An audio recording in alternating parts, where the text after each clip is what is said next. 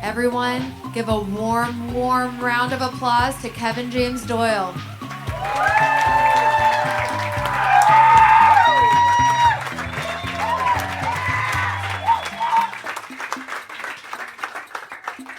How you doing?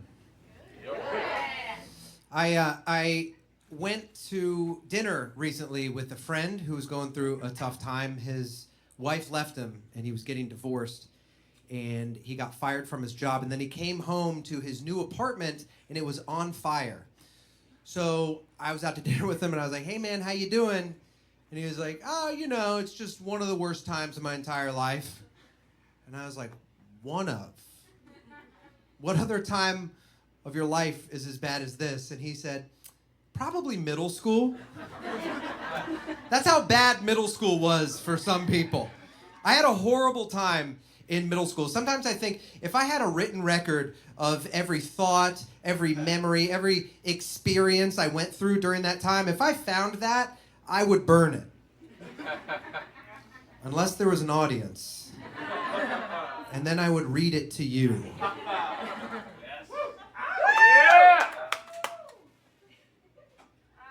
I went home for Christmas recently, and I found a journal that I started keeping in 6th grade, and I don't know how else to say it. Every word of this is real. I wish I was as funny as I was as I wrote all of this in 6th grade, but I'm not. No one is. And if you found this from your life, it would be just as embarrassing. October 28th, 1997. So, I think it's about time I kept a journal. I mean, heck, I'm 13.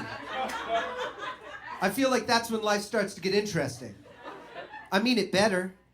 So far, life has been pretty boring, but something tells me it's about to be good. Real good. December 4th, 1997. I like the internet. It is fun. I like chat rooms, especially sports chat rooms. You can find out about players, even the scores of games. But sometimes, people want to talk about weird sexual things. I don't want to talk about your privates, I want to talk sports. March 4th, 1998. Okay, we need to talk about something. Jenny McCarthy. She's on a show called Singled Out, and I want to write about her here, but if someone reads this and knows what I'm thinking, I would be absolutely humiliated. Okay, here's a hint. 2 words. Hard penis. It's just a hint. May 7th, 1998. I can't think what to write about today, so I'll just write about something that I love. My hair. I love running my hands through it. It is bright, shiny, and magnificent. I won the Best Hair Award in class today, too, and I felt honored because that class is chock full of great heads of hair. Now, what I was doing there was actually a complex literary device called dramatic irony. And that is when the writer doesn't know something that we, the audience, know. October 14th, 1998. So, for my birthday, I was excited because Kenny got me Master P's album. But when Mom saw the parental advisory on it, she made me take it back. So we went to the mall to return it, and I got a new CD. I picked up Puff Daddy's album. And guess what? It had a parental advisory too, but I covered it with my thumb and Mom never saw it. Probably the coolest thing I've ever done.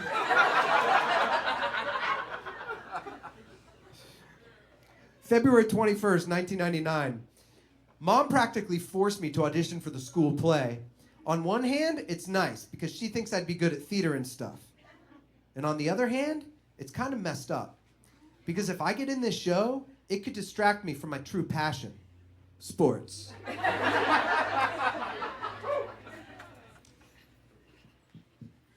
So I want to tell you guys about a time that's not in my journal, and it's the first time that a woman ever touched my penis, and it was technically a threesome because there were two women in the room at the time. The first was Dr. Melinda Shadowitz, and the other was my mom. 2 words, soft penis, okay?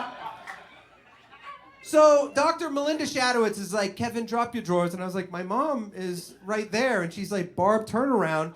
So my mom turned around, continued to talk the entire time, and Dr. Melinda Shadowitz is cupping my balls, inspecting them. She gets distracted from my mom and she starts talking. I'm just standing there with this old lady cupping my testicles as they're having a conversation. And I'm like, excuse me? And Dr. Melinda Shadowitz is like, Kevin, this is completely normal. This is not weird. This is not weird. This is not weird. This is completely normal. I'm like, you've been cupping my balls for 30 seconds. My mom is in the corner. This isn't just weird. This is the worst moment of my entire life. And it was. Up to that point, it was the worst moment of my life. But now I'm an adult, and it's totally fine, you know? I mean, if anything, it informs parts of my adult life. Like, for example, when I'm dating, I'm only attracted to 70-year-old Jewish women. And I can't come unless my mom's in the corner talking.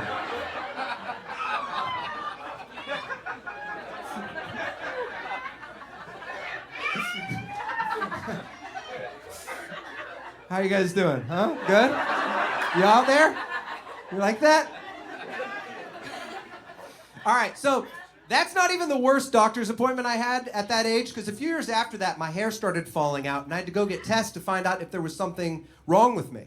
Okay, so I walked in the room with my mom, and this guy walks out, and he is beautiful man. He looked like George Clooney walked off the set of VR, just beautiful locks, and he said, Kevin, we're going to find out what's wrong with you, and I need to give you a blood test, and you can come back next week, and I can diagnose you. So I take the blood test, we leave, I come back the next week with my mom, and we're very concerned, we're nervous, we're sitting there, and he walks in the room really solemn. I was like, okay. He said, Kevin, I just want to tell you that what you have is incurable, and what we can do, we can fight the symptoms, but this is something you're going to have to live with. And I was like, Doc, am I going to make it? He's like, I think you're going to make it because nobody yet has died of male pattern baldness. I was like, so that was a joke you just did?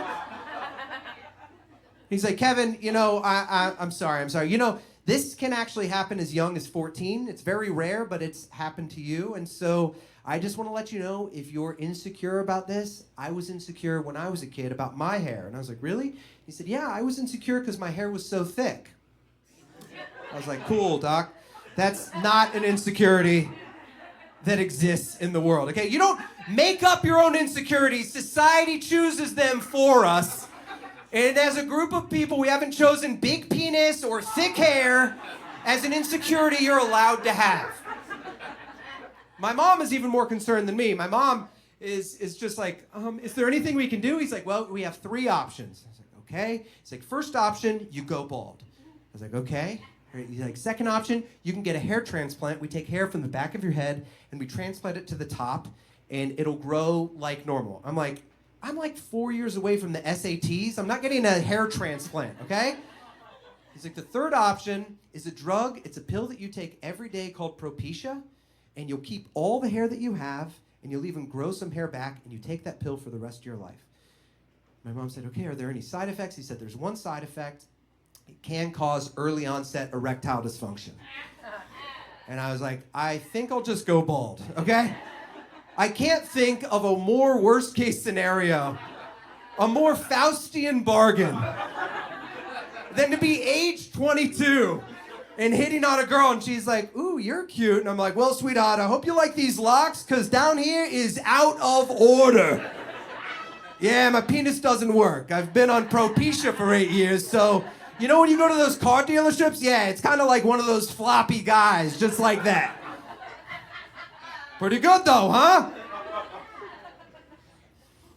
So my mom's like, don't you care? I was like, yes, of course I care. She's like, does it bother you? I was like, yes, of course it bothers me. But you know what? I'm just gonna go bald and one day it's not gonna bother me and I'm not gonna care. And that's what happened. Through high school and through college, I hated it. It bothered me. And then I got older and older, and it never bothers me now. I never even think about it. That's a lie. It bothers me. There's one time in life when it bothers me, and that's when I'm around kids. I work with like 4 and 5-year-olds as a teacher, and if I walk into a classroom and I don't have a hat on, all the kids are like, "Hi, Mr. Kevin." If I walk into a classroom with a hat on, they're like, "Hi, Mr. Kevin." If I walk into a classroom with a hat on, and midway through class, I take my hat off, all the kids at once, they're like, "You're bald! He has no hair!" So I find myself getting to the door of the classroom, and I'm just like, "All right, Kevin, hat on or hat off, choose now. You don't want Penelope and Sebastian and their little gang making fun of you again, okay?" So this happened one time, and no joke, a little girl named Madeline in the front of class, everyone said, "You're bald!" And she looked up and she said, "Mr. Kevin?" I was like, "Yeah." And she said, "Can you grow your hair back?" I said, "No, I can't grow my hair back. And even if I could, I wouldn't, because I love myself just the way that I am." And she said, "I think you look mean with no hair." And she started to cry. So sorry if it bothers me occasionally. So, I'm bald now. I live in New York, and I used to have a day job that I absolutely loved. And this day job was being a tour guide around New York City for 8th graders on their 8th grade trip to New York. And I loved that because I made it a mission of mine to say, you know what? These kids are in an uncomfortable part of life. All right, this is difficult. I'm going to try and be a good influence and try and connect with the kids. So I tried to connect with them by, being like a cool tour guide. I don't know how you express that to 8th graders. I would just be like, "All right, guys, what's up? I'm Kevin, and don't worry, I'm a cool tour guide." They're like, "Oh, I want to kill myself." So I'd try and talk to them about music. That's the way I'd try and connect with them. So I'd be like, "Hey, guys, so what sort of music do you listen to?" And they're like, "What do you listen to?" And I was like, "I don't know. Pretty cool music, like Radiohead." And they're like, "Ugh, that's old people music." And I'm like, "Shit! That's old people music. It was cool for so long. What do you guys listen to?" And they're like, "We like rap." And I was like, "I like rap too. I like Wu-Tang. I like Biggie." And they're like, "Ugh, that's old people rap." And I'm like, "Shit! That's older than Radiohead. That's old people rap." I was like, I do cool things sometimes. One time, I got a CD with a parental advisory on it, and I covered it with my thumb, and they're like, "What are CDs?" And I'm like, "Oh shit! I'm old! Just on a conveyor belt away from coolness and towards death." There was this one kid they were picking on because he wasn't allowed to listen to rap music, and I could relate because I wasn't allowed to listen to certain types of music when I was growing up because I grew up in like a conservative Christian family, okay? And so I remember I wasn't allowed to listen to Marilyn Manson. No. I wanted to, and they're like, "No, you cannot listen to Marilyn Manson." Does anyone remember the rumor about Marilyn Manson? Yeah, what was the rumor? He had 2 ribs removed. Why? So he could suck his own dick. I just want the audience to say it and not me, so you all believe that it was a widespread rumor, okay? So imagine how I felt, and I wasn't allowed to listen to the one artist in the world who was living out my dream at the time, you know? That wasn't just my dream, that was every boy's dream at that age. It doesn't matter if it's your brother, your father, Pope Francis, or Barack Obama. At 13, we were all the same. We're just like, "I think I can make it! I think I can make it!" And you couldn't make it. You'd have to lose 2 ribs in order to make it, you know? So do you remember what we all did? What'd you do? We'd all go to our parents and be like, "Hey, Mom, I have a question." And she'd be like, "Yes, sweetheart." And you'd be like, "Can I get 2 ribs removed?" And she'd be like, "Why?" And he'd be like, "Well, I'm almost too embarrassed to even say it."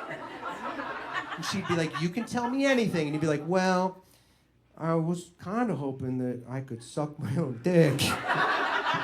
And then your mom would kneel down and say, "Sweetheart, that's a very invasive surgery. So in the meantime, you're just gonna have to stretch or use your hand, okay?" And then you'd skip off. Do you remember when we had that conversation with your mom? Just me? Okay. I wasn't allowed to listen to Metallica either, which really bothered me because I didn't understand why I wasn't allowed to listen to Metallica. I didn't realize what was wrong with them.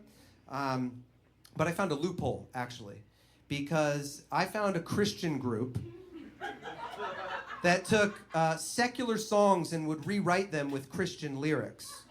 So sure, I wasn't allowed to listen to Enter Sandman by Metallica, but I was allowed to listen to Enter Samson. Enter Samson was the same rockin' instrumentals of Metallica, but telling the Old Testament story of Samson and Delilah. See my hair, it's so long, how'd I get this strong? There's a clue in this song. See me one guy only, ripping your Philistines. Why would I even want to listen to the original? Why would I want to listen to Deep Purple's Smoke on the Water when I could listen to Walk on the Water? Bohemian Rhapsody? Bethlehemian Rhapsody. I've got you one better, Queen. I always thought it was funny, James Hetfield from Metallica, the lead singer, in all of his songs, he's always like, yeah, yeah! And I always thought it would be funny if that's not how he sings. That's just any time in his life that he's overly excited or enthusiastic. Like, Mr. Hetfield, would you like to start with an appetizer? And he's like, yeah, yeah! So I go up to my parents, okay, and I'm like, can I listen to Metallica? And they're like, absolutely not. I'm like, can I listen to Metallica with Christian lyrics? And both my parents at the same time are just like, yeah, yeah! Boom! When I'm giving these tours, every single tour was more awkward than the last. Every single kid was just like awkward. They looked like circus freaks. Like they're in physical pain because they just got new rubber bands on their braces. They're like, I can't even eat an apple, you know? And they all have acne. There's like one kid with a girlfriend, and his girlfriend's like 3 feet taller than him. She's like, I don't even know what we're doing, okay? And all the kids are just like making fun of everything. They're afraid to like anything. And then there was this one kid who was completely comfortable with who he was. It was amazing. I still remember this kid. He had a weird name named Arlo. And all these kids were making fun of his name. And I remember they were picking on him. And he's just like, I don't care. You can make fun of my name all you want. I like who I am. I was like, who is this kid? He was amazing. So we, on our itinerary, we were going to the MoMA in New York, the Museum of Modern Art. And I wanted to be a good mentor for the kids, so I wanted to show them around, show them some of the pieces of art. So I had this group of like 6 boys, and I like showed them a painting. I was like, hey guys, what do you think of the painting? They're like, that's just a square. And I'm like, yeah, but that's the first artist that drew a square. That sucks. We got to find a better painting than that, okay? So we go up to the room where Van Gogh's Starry Night is, one of the greatest paintings of all time. And we're standing there, and I was like, and all the boys are just laughing about how funny it would be if they went up and punched the painting. That's it. And then Arlo hears them, and he's just like, if you even get close to that painting, you better appreciate the brush strokes. And one of the kids is like, stars don't even look like that. That's the 8th grade art critic. Stars don't even look like that. You know what Arlo says? Arlo's like, stars aren't supposed to look like that. That's his impression of what stars look like. It's called Impressionism. Ever hear of it? I love this kid. So all of these kids this group is from Texas. And so they're always nervous that New York isn't safe. And so they're always come up to me. They're like, is Central Park safe? And I'm like, yes, Central Park is safe. They're like, is the subway safe? I'm like, yes, the subway is safe. And then this one kid, we're about to go in the theater to see Wicked. And they say, is the theater safe? And I'm like, yes, when has a theater not been safe? And Arlo from the back is just like, Abraham Lincoln, John Wilkes Booth, ever hear of him? I'm like, he's witty too! Off the top of his head. So I asked this whole group, I was like, hey, is everybody excited to see Wicked? And everyone's like, whoa! Right? And then it quiets down, and there's one guy in the back, and he's just like, no. Like, who was that? And it was a chaperone. He had on like a cowboy hat. And I was like, have you ever seen the show before? He's like, no, I haven't seen the show. I just know I don't like musicals. I was like, okay. And Arlo says, You don't like musicals? That's just a play with music. That's a 2-for-1 deal. He's frugal, too. Now, what was going on with that chaperone is something that I've seen before, okay? He didn't even know that he was thinking it, but what was going on is the thought that he had, which was, if I see a musical and I like it, am I gay? You know? And that's such like an absurd thing, but I'm telling you, I have seen it before because I remember my dad. My dad, he loves the book Les Mis. It's his favorite book. So my mom got us tickets when we came to New York for the first time when I was a kid to see Les Mis, the musical. And he was like, oh my gosh, I love Les Mis. And then my mom's like, it's a musical. I've heard it's great. My dad's like, I don't like musicals. She's like, I've heard it's amazing. Everyone says it's great. He's like, I think musicals are cheesy. I was like, all right. So we went to the show, and I don't like sitting next to somebody if they're not enjoying it. So I'm just watching the show on my own, and then all of a sudden, Act 1 ends, and there's big commotion next to me, and I look, and it's my dad. He's like, good show! Starts crying. He tells me, he's like, I'll be right back. He runs down to the merch table. He gets a t-shirt, and he gets 2 CDs. He gets 2 of the cast albums. He comes back up, and I'm like, is one of those for me? He's like, no, they're both for me. In case one of them gets scratched, I want to have an extra one. So I make it a point. Now my dad, anytime my dad is driving around now, he's listening to Les Mis. So he's just driving around just being like, do you hear the people singing the songs of angry men? Master of the house, keeper of the zoo. He loves Les Mis. So I want to talk to that chaperone after Wicked because I think he's going to enjoy the show. So I make a beeline as they walk out, and I was like, hey, what'd you think? He's like, Kevin, oh my gosh, that show was incredible. I love the story. I love the songs. He's like, I even got a cast album. I was like, are you serious? He's like, yeah, I'm going to listen to it when I get back down to Texas. I'm going to be driving around singing Defying Gravity. I'm going to find a guy. I'm going to suck his dick.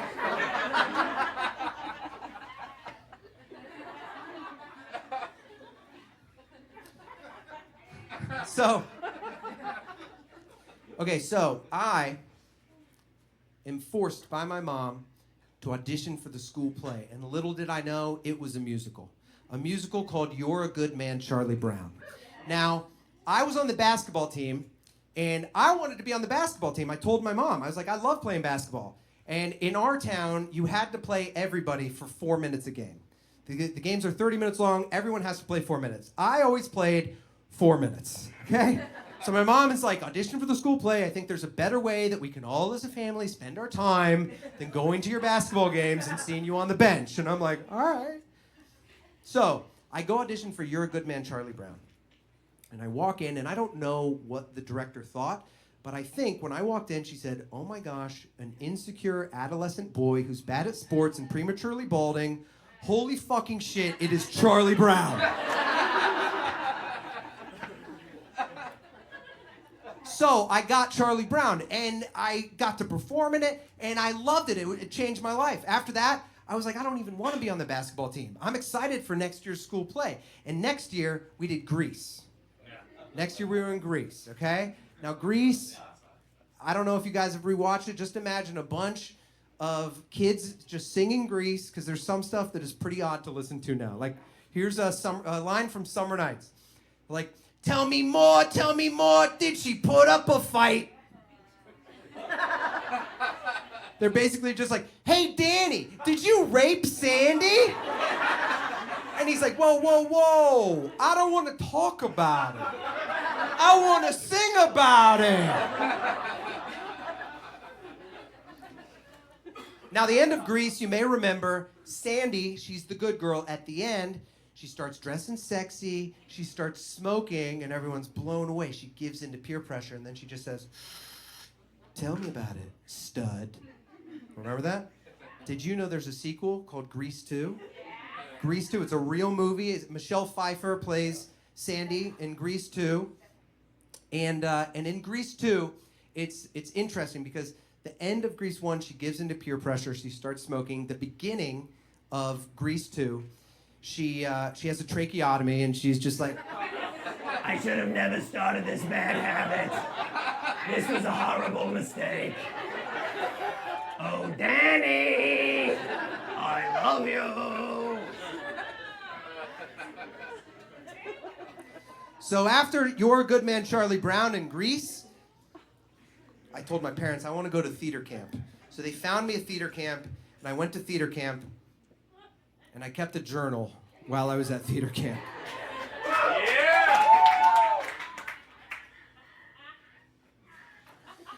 Now, I'm a little bit older. My prose is a little more advanced, okay? June 15th, 2002. Well, it's day one at theater camp. There are only a few guys here. It's mostly girls. I know I have a lot to learn, but I have a work ethic and a desire to learn as much as possible. The group question today is, why are you here? The answer? To learn everything humanly possible. I want to be a great actor, writer, director, anything to do with theater. I want to be great at everything, performing, writing, sets, costumes, and I think with hard work, I will leave this camp in 2 weeks with the knowledge to do just that. Day 2. Am I learning about acting? Yes, but also about people. Can I handle some of them? No. Can I hide it? Yes. I'm also having a hard time sharing my attention. I mean, at Hoover High School Drama Club, I am it. It's me and only me. But here I have to share the spotlight. It looks like I'll have to earn respect. And this camp is just a taste of the real world. Day 3. I love theater and I can be anyone on stage. And you know what? It doesn't matter if you have 1 line or 100 lines. It doesn't matter unless you affect a life.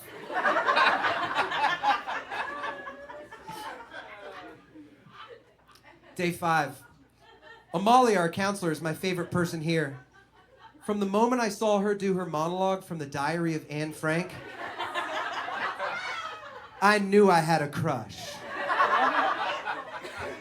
She is Jewish and could really understand the character like someone else who is not. I have a thing for her, but boys will be boys, huh?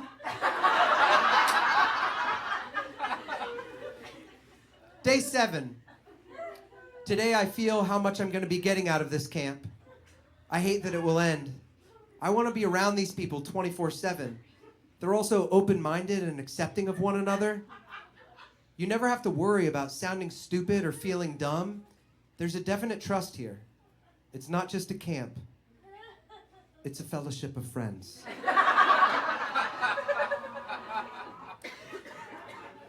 Day 8. I spent the whole night discussing religion, college, and sexuality with our counselor, Matt Z. While Niall, Evan, and Nick all looked at porn together in the other room. Matt is really cool, and I got to talk to him about being gay. I told him a lot of my friends think I'm gay. It's probably because I wear tight clothes and I love theater. I've never wondered if I am gay, but I have certainly tried to see if I am. I just get bogged down with people thinking I'm gay, so I want to make sure. The thing is that gay no longer means attracted to the same sex. It now means likes tight clothes, theater, and singing. And if that's the definition, then I can admit that yes, I am gay, but not homosexual.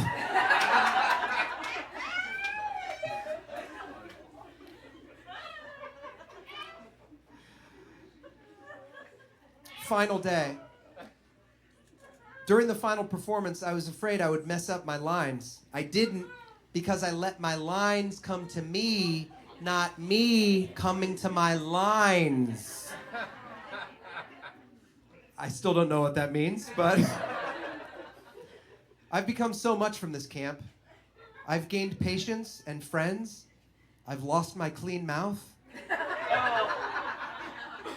Okay, so I'm pretty sure that at this camp I started swearing a lot more. Either that or I gave my counselor Matt Z a blowjob. It's one of the two. On my way home now, don't ask me how it happened, but this camp slipped through my hands like hands full of sand. I made a new family, but this one will never be together again. I learned about Jewish beliefs and culture from Amalia, and I learned about gay people from Matt. Our acting teacher even said I should go into acting, but I'd have to work on both my voice and my movement. The two elements of acting. You know the feeling when you know something for sure? Well, I guess I do if I'm asking myself. I am certain that theater is it for me. I love entertaining people and role-playing others' lives. All I need is a chance and I can transform into anyone. I didn't cry today. But I will miss these people so much, and I had one of the best times of my entire life. When I grow up, I know what I want to be. But I don't just want to be an actor. I want to be an artist. Yep, that's right. An artist who paints on this palette we call the stage.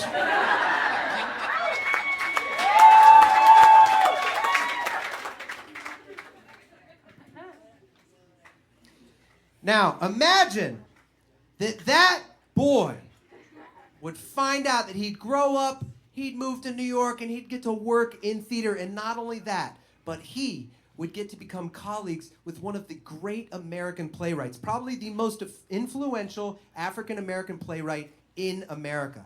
Okay, so I teach kids chess now. That's my day job.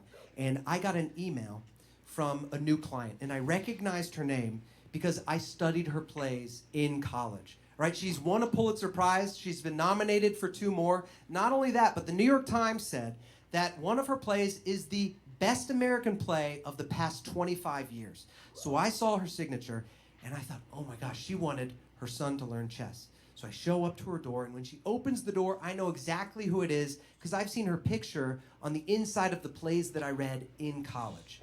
Right? So I'm looking for any chance I can talk to her about theater, talk to her about her process, connect on a normal level, and I'd go week after week after week. And then one day, after about a year of knowing her, I showed up, and she opens the door, and she just starts telling me about this new play that she's working on for Broadway.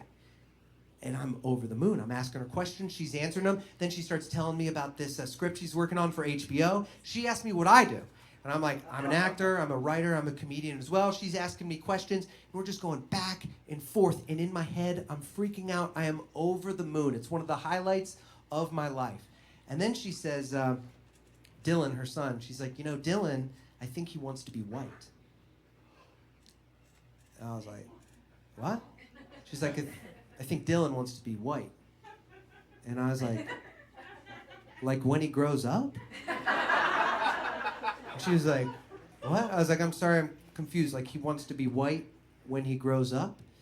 She said, no. And we turned, and Dylan was setting up all of the white chess pieces on the chessboard. And I was like, yeah, that makes more sense. That's why I come here, to teach chess. And I went and I sat down, and right looking down at me, she had a giant poster of James Baldwin.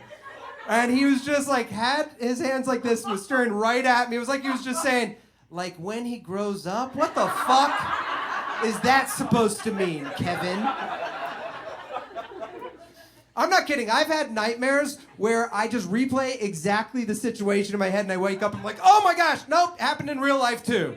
Dreaming and waking, this happened. It's absolutely humiliating. But we're actually working together on a project now. It's a play titled The Racist Chess Teacher.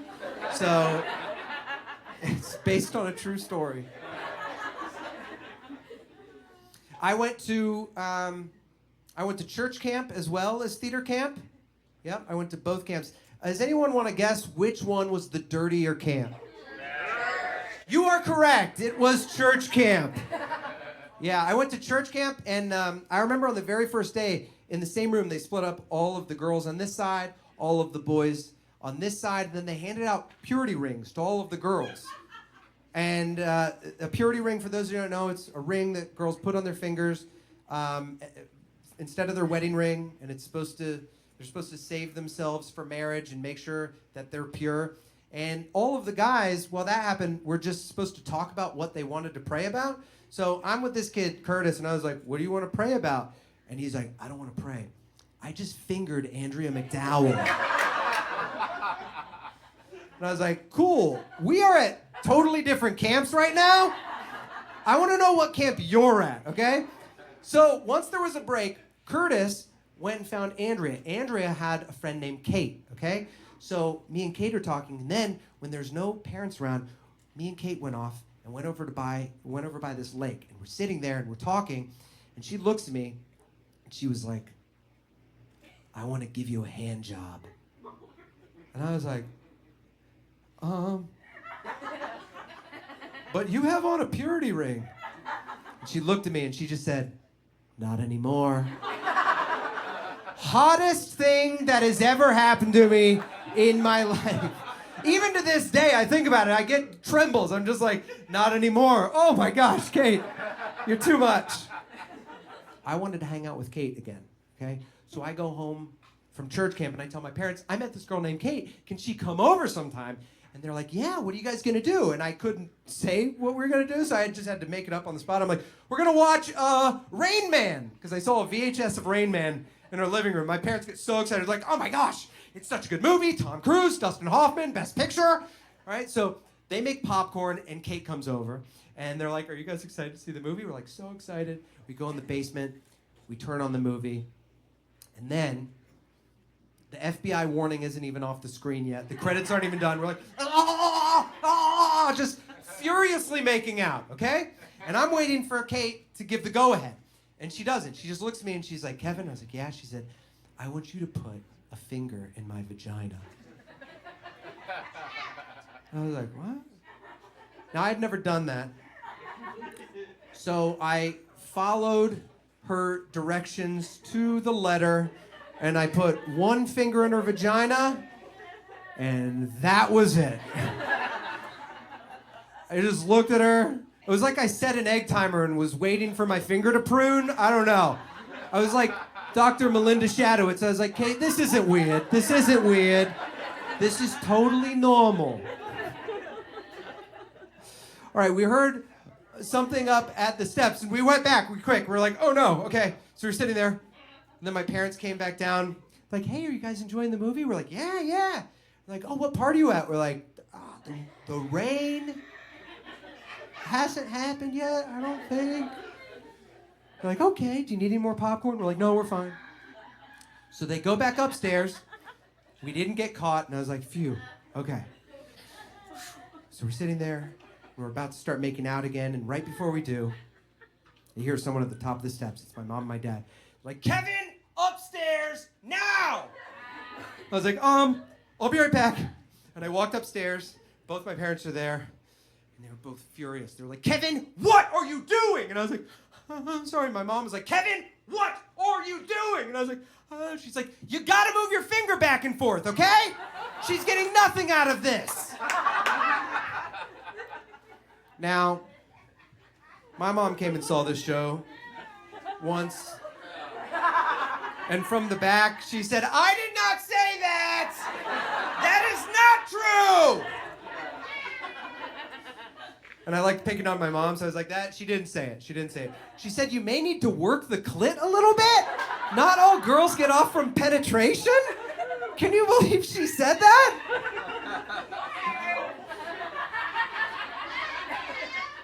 Can you guys believe that my mom is sitting right here and that she said that to me?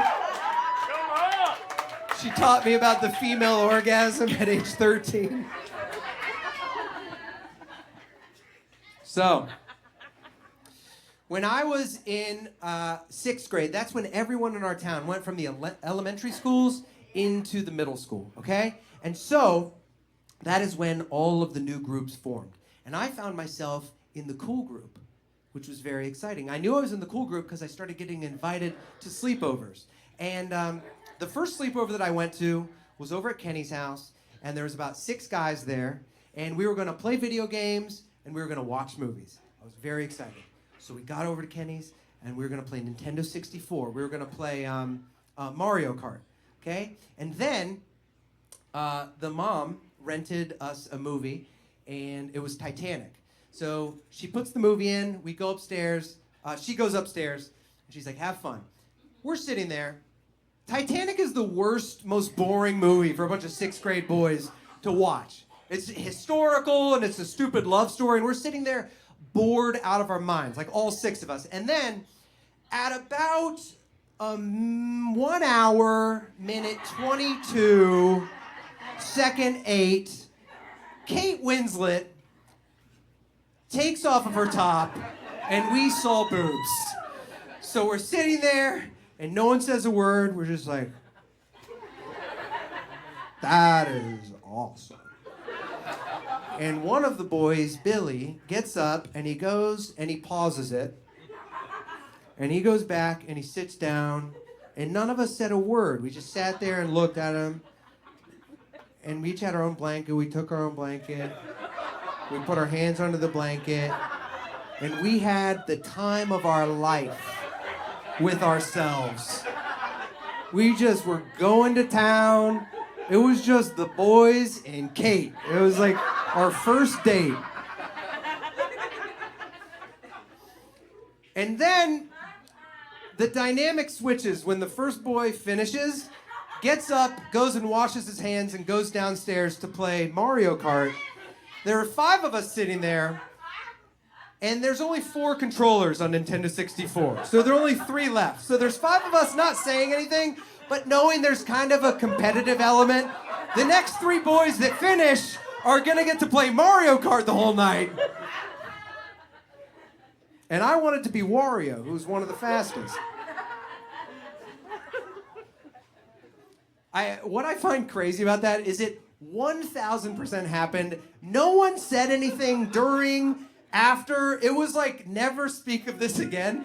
So I always imagine running into Billy again, and he like has a wife, and he's like, oh, hey, this is Kevin. We're on the basketball team together. And I'm like, and we jerked off to Titanic together. Remember? And he's like, this is my wife.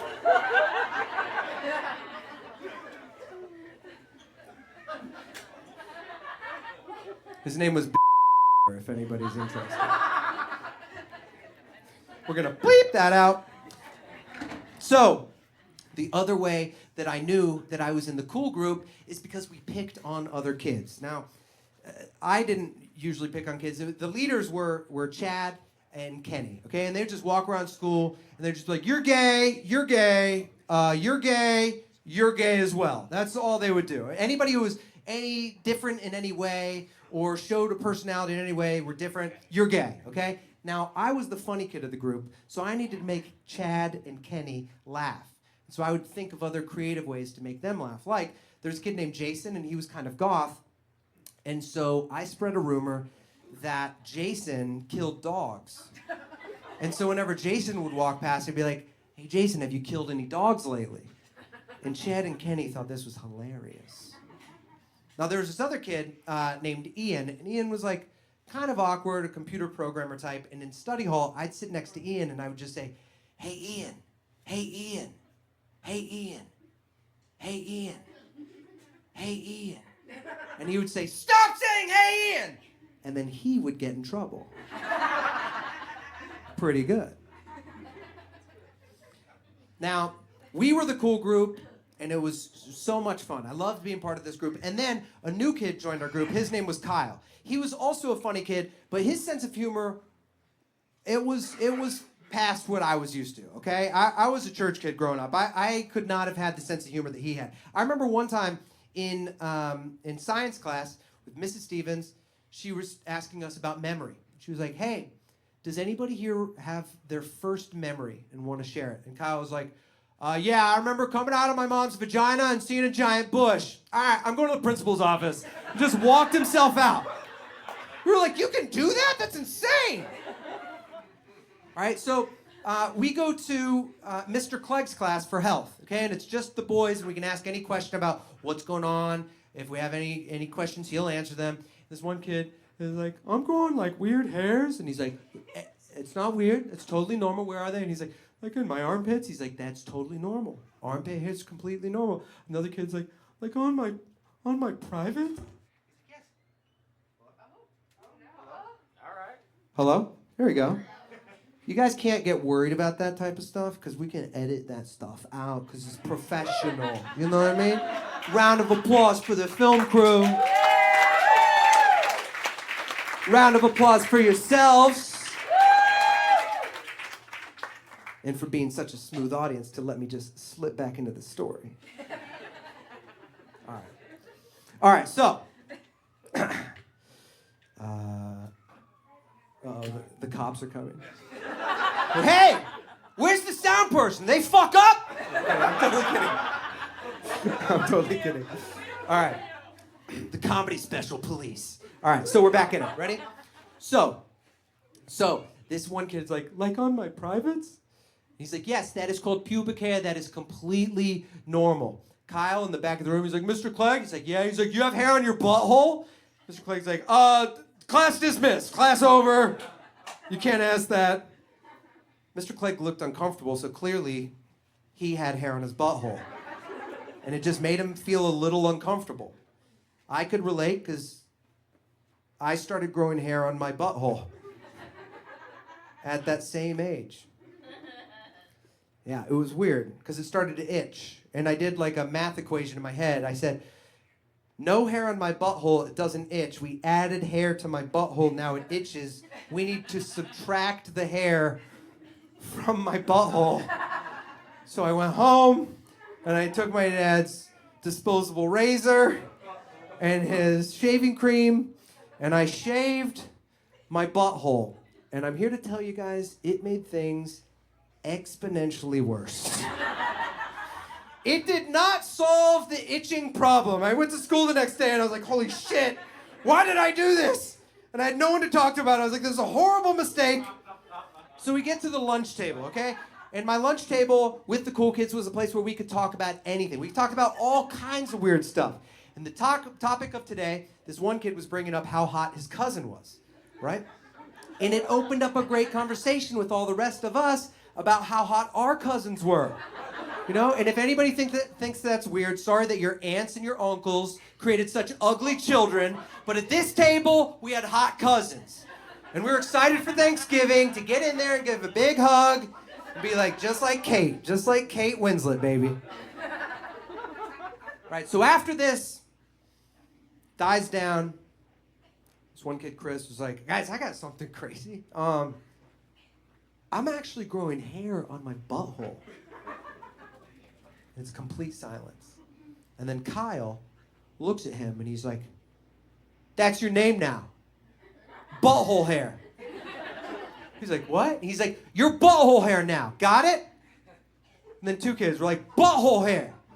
Butthole hair. And then like another kid, they're like, butthole hair. Then all of a sudden the entire lunch table is just chanting butthole hair at Chris, except for Chris, who looks terrified, and me. I'm sitting there because I don't want to join in, because it wouldn't be honest for me to make fun of Chris for having butthole hair. And earlier in history class, we talked about the Holocaust, and we talked about the banality of evil, how evil comes from the most dull moments. And I said, if I don't stand up now and stand up for Chris, this will be basically Chris's middle school Holocaust. I know that seems dramatic, but I was a very dramatic boy, okay? And I was like, hold on a second. And it was quiet. I said, Chris, I got hair on my butthole too. At least I did until last night. And I just got to tell you, whatever you do not shave your butthole. It'll make things so much worse. And you know the first person to talk after that? The first person to talk after that was Kyle, who started the butthole hair chant. He said, yeah, I'm growing hair on my butthole too. It's pretty weird. Isn't that the human experience right there? He was acting out. He felt uncomfortable with who he was, and so he picked on somebody else, even though they were both the same. And we all started talking about even more weird stuff. And I left, and I was like, what a great lunch table. And I went back the next day, and I walked up with my lunch tray to our lunch table, and Kyle says, you don't sit here anymore. I was like, what? He's like, your butthole hair now. I I was like, what? He's like, sit somewhere else, butthole hair. So I sat at like the second coolest kids table. And then the next day, like the third coolest kids table. And then from Monday until Friday, I went from sitting with the cool kids until I was sitting at a table with two people, Goth Jason and Ian of the hit joke, Hey Ian. And then it was the weekend, and I thought maybe things would reset. I thought maybe this nightmare will be over, and I'll sit back at the cool kids table. And I walked into the lunchroom, and I walked past the cool kids table, and I heard them saying my name, but I kept on walking. And then it got louder, and so I stopped, and I turned around, and I started walking towards them, and I realized that it was Kyle leading a chant that the entire table was saying. They were saying, Kevin's gay, all the way. Kevin's gay, all the way. And all of the tables joined in until the entire lunchroom was saying, Kevin's gay, all the way. And still to this day, it just shocks me that the teachers joined in. You know? I just find that a bit inappropriate. But I was keeping a journal at that point in my life as well.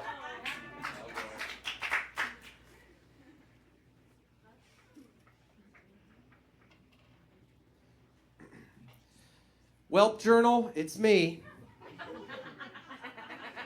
Nothing good happens after someone says whelp. Welp journal, it's me. School sucks. It isn't fun with friends, so you can imagine how bad it is when you have no friends. No fun at all. I hate homework, plus everyone makes fun of me. I do have a few friends, not from school. They are named Mom and Dad. Haha, okay, that was funny. Time for bed so I can wake up and have another horrible day.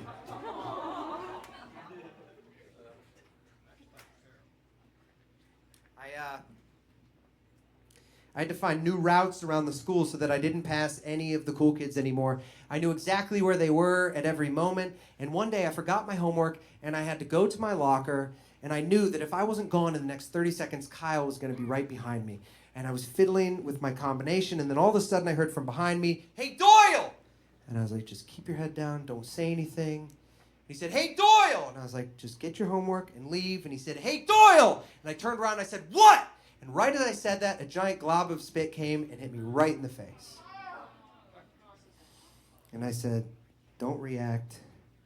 And then I said, "Fuck it." And I went and I punched him in the face. And there was a principal who was standing there right when it happened, and he said, "You two, my office, now!" Now, it's important for the story that you know that this principal's name was Mr. Yankoff. This is his real name. And there are people that tell me that it's pronounced Yankoff, but we did not call him that. We called him Mr. Yankoff. I actually learned that a lot of people's last names come from their role in the community. So if your last name is Smith, you were a blacksmith. If your last name is Carpenter, your family were the Carpenters. Well, the Yankoffs, absolute perverts. I mean, disgusting. I mean, I enjoyed it as much as the next guy, but for that to be your role in the community? Now, Kyle would always make sure to express his last name. He would always sound it out. He was like, "Yeah, Mr. Yankoff," and Mr. Yankoff couldn't express it back. He couldn't say, "Don't say that," because he knew that it would open himself to being made fun of even more, okay? But you could tell it always annoyed him. And so we got to his office, and he's sitting there, and he's like, "Both of you, Kyle, you're suspended for 5 days. Got it?" And he's like, "Yeah, thanks, Mr. Yankoff." And he walked out. He said, "Kevin?" And I was like, "Yeah." He said, "Thank you. I've been wanting to punch that fucking kid in the face all year." I was like, "So I'm not in trouble?" He's like, 5 days. You're suspended. You can't use violence to solve your problems.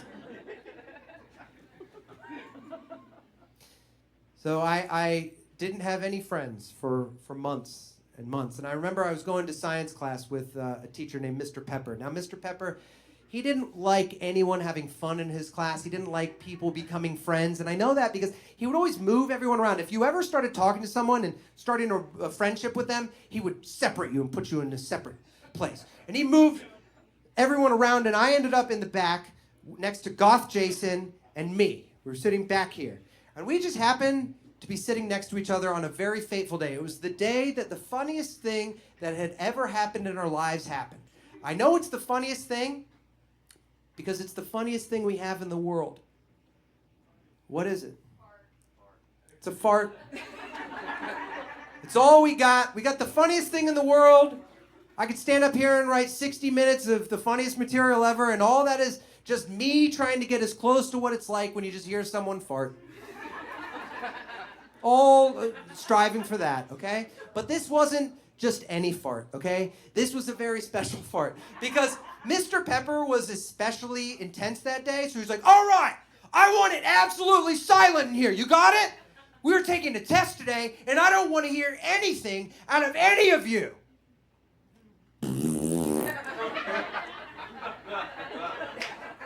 You think that's funny? Imagine it in the heads of a bunch of sixth graders. It was absolute chaos. We weren't laughing. There was just 30 kids. We were like, ah! Ah! I didn't know things could be so funny! We're just busting up laughing, okay? And Mr. Pepper's like, all right, guys, quiet down. Stop. All right, I want it quiet. And someone's like, you weren't just quiet just now. And everyone's like, ah! You got him! You fucking got him! Right? Jason in the back looks over at me. He was like, I hope he doesn't die. And I was like, what? And he said, of a massive fart attack. I was like, a fart attack? It's like a heart attack, but with farts. That's hilarious. Everyone is busting up laughing. He cannot control anyone. So Mr. Pepper cancels the test. And he's like, no test, we're gonna take it tomorrow. And then he just sits there and he looks forward with like wide eyes, just really like, I'm the fart teacher from now on. My fucking life is over. When Kyle finds about this, I'm a dead man. He leaves class, he comes in the next day, and he's nice. He's a nice teacher. This fart changed the syllabus and his personality.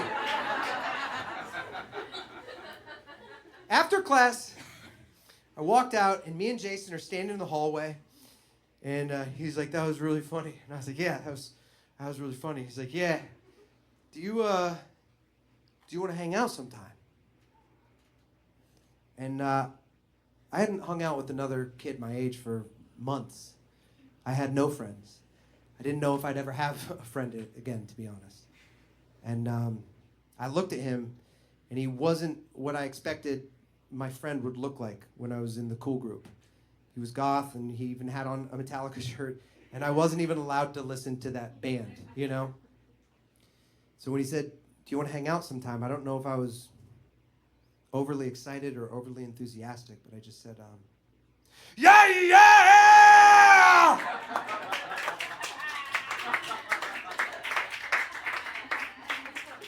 I would very much like to hang out sometime.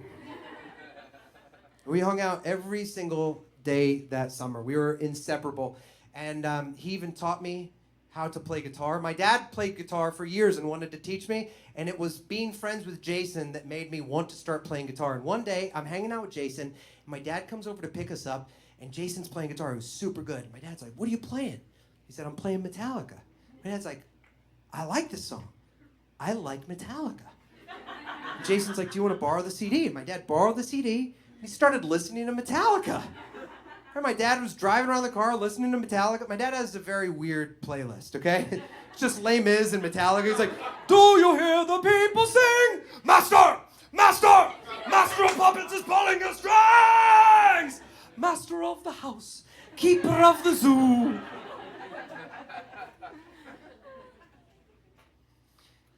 I remember when I first went on stage in You're a Good Man, Charlie Brown. It was just a few months after I had got kicked out of the cool group. And that was part of the reason why my mom wanted me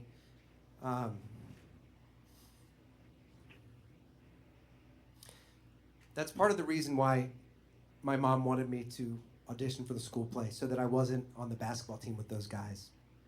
And when I was in that show, it changed my life. And I went on stage for the first time, and I fell in love with performing, and I felt like I was doing what I was meant to be doing. And I looked out during one of the songs, and I made eyes, and in the third row was all of the kids that had made fun of me. And there's this one scene in You're a Good Man, Charlie Brown, about 20 minutes into the show, where he puts a bag over his head, and he gets to talk about how nervous he is because he likes this girl. And he was so embarrassed, he puts a bag over his head. When the bag was over my head, I was saying my lines out loud, but I was actually thinking something completely different. And you may wonder how I was able to do that. It's because I let my lines come to me, not me coming to my lines. And I was saying my lines, and in my head, I was thinking, when I take this bag off, I'm not going to care about what those guys think of me. And even if they're laughing, it's not going to bother me anymore. And I took the bag off my head, and I never looked back. And I was in my hometown doing stand-up a few years ago, and I was making the whole crowd laugh. And then in the back, I saw that Kyle, the kid that had been making fun of me, was in the back of the audience. And I was like, is that Kyle? And it was. And I just put my head down, I took a deep breath, and I continued my set. And after the show was done, Kyle came up to me and he said, hey man, I didn't know you were a comedian. I was like, thanks. How'd you hear about the show? He's like, I'm just a comedy fan and I came to the show, but great job. I was like, thanks. And he said, I'm really sorry for how we treated you. That was really fucked up. And I was like, thanks for saying that. And he gave me a hug. And he said, you know, I don't want to be flippant or anything, but maybe if that wouldn't happen to you, you wouldn't have become a comedian and told jokes and stuff. And I was like, thanks for saying that, Kyle. But these weren't jokes, and I'm not a comedian. I'm nothing more than an artist who is painting on this palette that we call the stage. Thank you guys very much.